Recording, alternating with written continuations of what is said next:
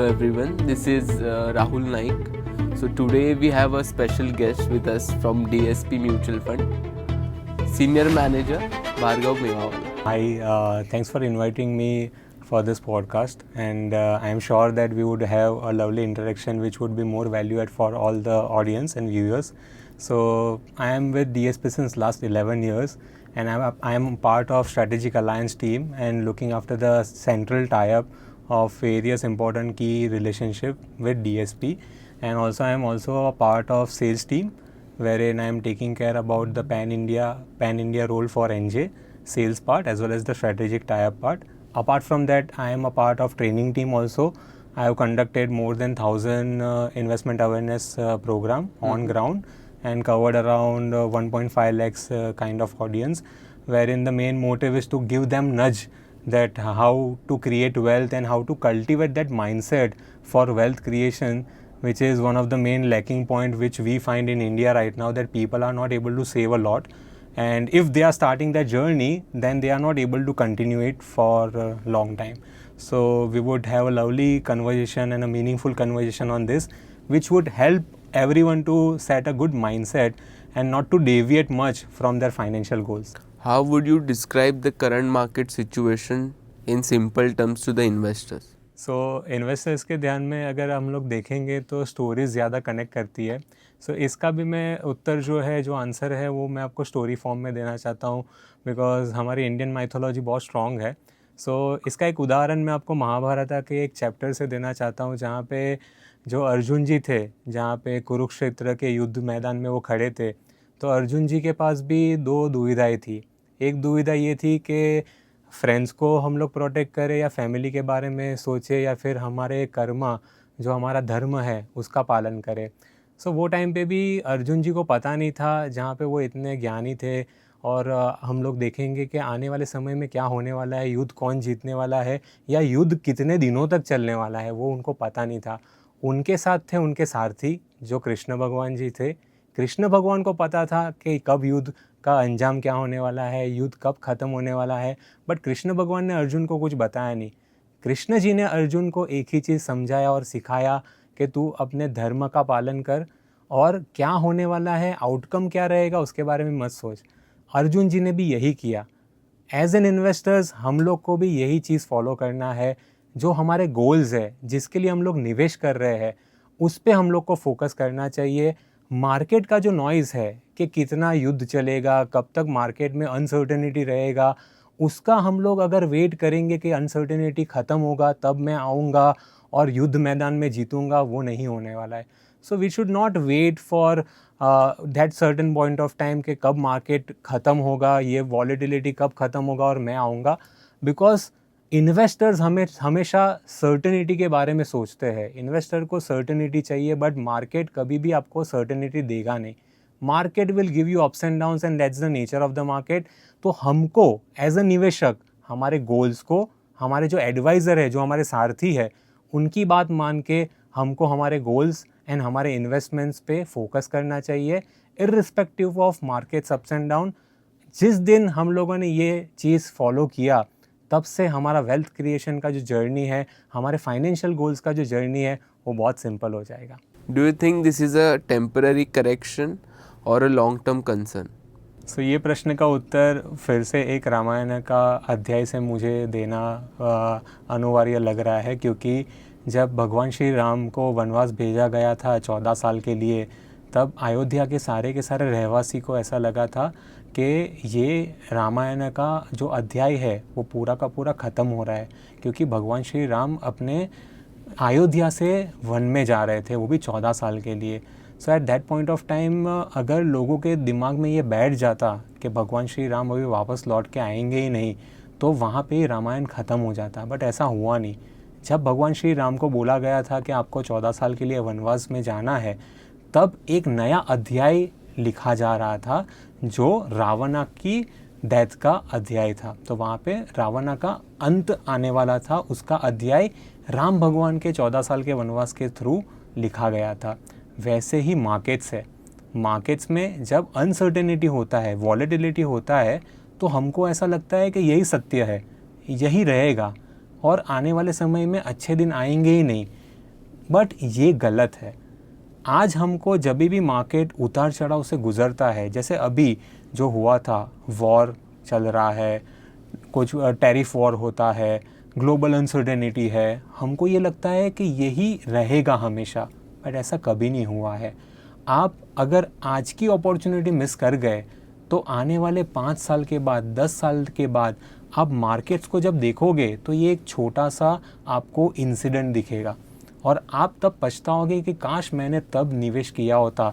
मेरे कृष्ण जी जो मेरे सारथी है, जो मेरे फाइनेंशियल सलाहकार है, उनकी बात मानी होती तो आज मेरा भी वेल्थ कुछ अच्छा क्रिएट हुआ रहता।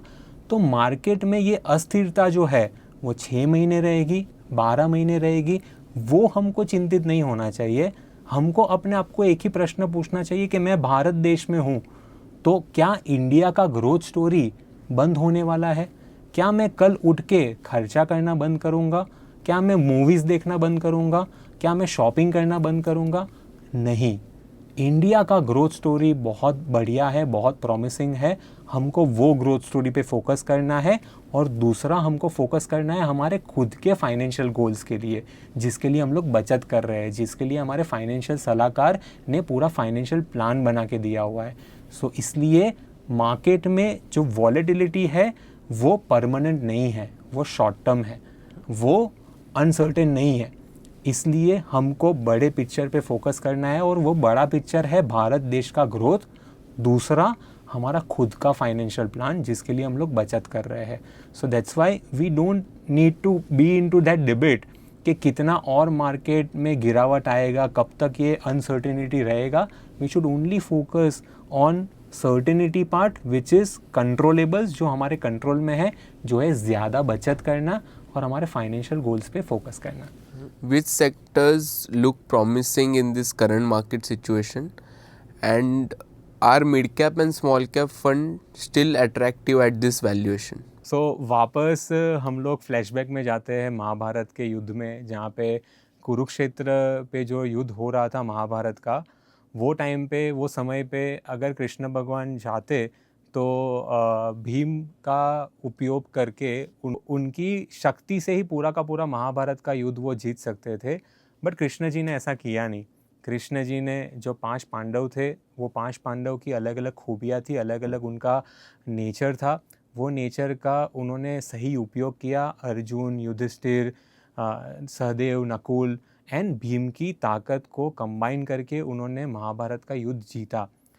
होता क्या है आज के समय में कि इन्वेस्टर्स की जो मेमोरी है वो काफ़ी रिकॉल जो हम लोग करते हैं वो रीसेंसी बायस में हम लोग जीते हैं।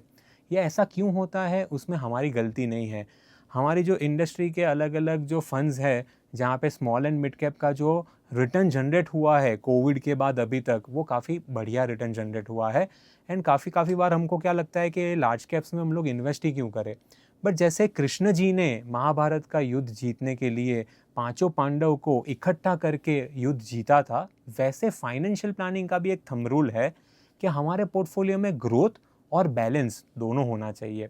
अगर संतुलन हमारे पोर्टफोलियो में रहा नहीं तो जब मार्केट में बुरा समय आता है तब हमारे पोर्टफोलियो को भारी नुकसान देखने को ज़रूरी हो जाता है।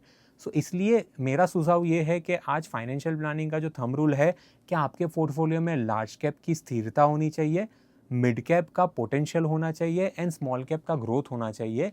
ये तीन चीज़ें अगर आप कंबाइन करके चलते हो तो आपके पोर्टफोलियो को ग्रोथ और बैलेंस दोनों मिलेगा एंड मार्केट के ये जो छोटे मोटे उतार चढ़ाव आएंगे उससे आप बचे रहोगे। One important message you would like to give to investors in this current market situation? One of the most important lesson which I wanted to give to everyone watching here is simple एक story है कि जब देव और असुर दोनों अमृत की तलाश में निकले हुए थे तो समुद्र मंथन हुआ था। वो समुद्र मंथन जब हुआ था तब सबसे पहले अमृत नहीं आया था, सबसे पहले विष आया था। सो मान लो कि वो विष को देख के ही अगर लोगों ने ये धारणा कर ली होती कि अमृत है ही नहीं तो अमृत की प्राप्ति कभी होती ही नहीं। सो इन्वेस्टर की जर्नी में भी यही होता है कि हमेशा उतार चढ़ाव से इन्वेस्टर को गुजरना पड़ता है। मार्केट में अगर आप देखोगे या इन्वेस्टर की जर्नी को आप एनालाइज करोगे तो इन्वेस्टर की जर्नी में वॉलेटिलिटी बहुत इंपॉर्टेंट रोल प्ले करता है वेल्थ क्रिएशन करने के लिए भी। अगर वॉलेटाइल मार्केट रहा ही नहीं है तो वेल्थ क्रिएशन बहुत डिफ़िकल्ट हो जाएगा। सो दैट्स वाई आज के इन्वेस्टर्स को ये समझना बहुत ज़रूरी है कि वॉलेटिलिटी जो विश है उसको तो हमको पीना पड़ेगा। अगर वो विश पिए बिना हम लोग मार्केट से बाहर चले गए तो वेल्थ क्रिएशन तो कभी होने नहीं वाला है।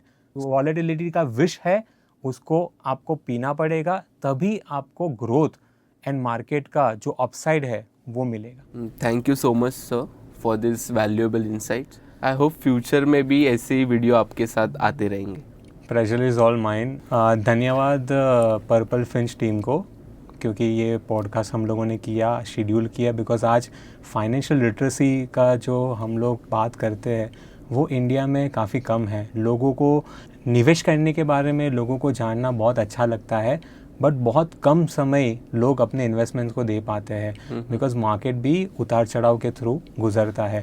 सो ये माइंडसेट जो डे वन से हमको देना है इन्वेस्टर्स को, वो माइंडसेट के लिए आप लोग बहुत अच्छा काम कर रहे हो by doing podcast, relevant podcast for your investors which will give them insights about how to stay invested, how to ignore the noise of the market and to give more and more time to their investments, because जितना ज़्यादा time देंगे उतना growth हमको ज़्यादा मिलेगा। Because power of compounding का यही नियम है, जितना आप टाइम ज़्यादा दोगे उतना आपको कंपाउंडिंग का बेनिफिट मिलेगा। So thanks a lot for inviting me and looking forward to do more and more collab in terms of doing podcast for your investors.